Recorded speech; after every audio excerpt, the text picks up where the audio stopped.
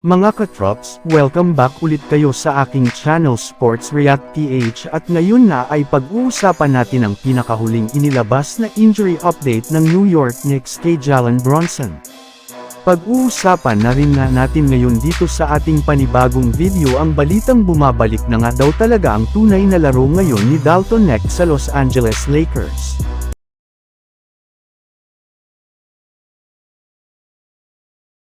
Ginawa na nga sana mga katrops ni Jalen Brunson ang lahat ng kanyang makakaya upang mabuhat lamang ang New York Knicks sa buong game nila ngayong araw laban sa Los Angeles Lakers lalo na pagdating sa mga clutch moment ng fourth quarter at overtime. Ngunit hindi pere naman ito naging sapat dahil sa maaga niyang pagtatamo ng injury nang matapilok ito nang hindi maging maganda ang kanyang landing sa pagsalaksak nito sa ilalim ng basket. Simula nga nang umalis ito sa game at bumabalik sa locker room ay hindi na nga nakasabay pa ang Knicks sa overtime na siyang rason ng kanilang pagkatalo.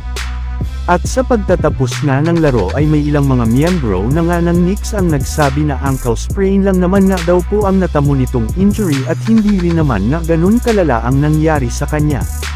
Pero sa kabila nga niyan ay ini-expect na nga po ngayon ng kanilang head coach na mawawala ng kaunting panahon sa kanilang lineup.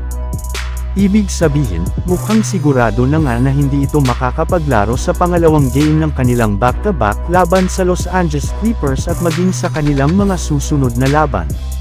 Samantala pumunta naman tayo sa ating sunod na pag-uusapan ngayon sa balitang bumabalik na nga daw talaga ang tunay na laro ngayon ni Dalton Knecht sa Los Angeles Lakers.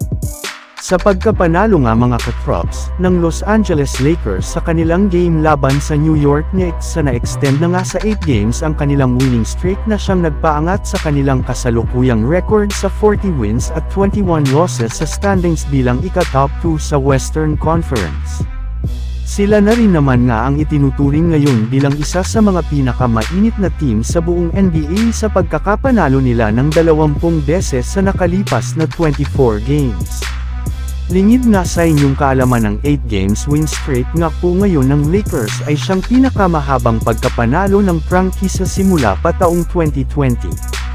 Impressive rin naman nga ang kanilang mga nakuhang panalo since 10 magkakasunod na beses na nga silang nananalo laban sa mga contender.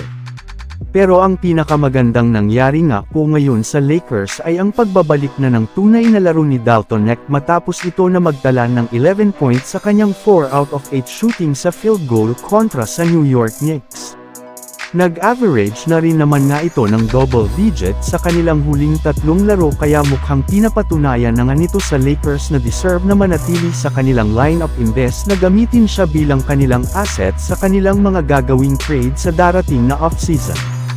So yun lang nga mga katrops ang handog ko sa inyong storya ngayong araw. Sana nag-enjoy kayo. Please like and subscribe my YouTube channel Sports React PH para sa iba pang storya at update patungkol sa NBA. Kita-kits muli sa ating susunod na video.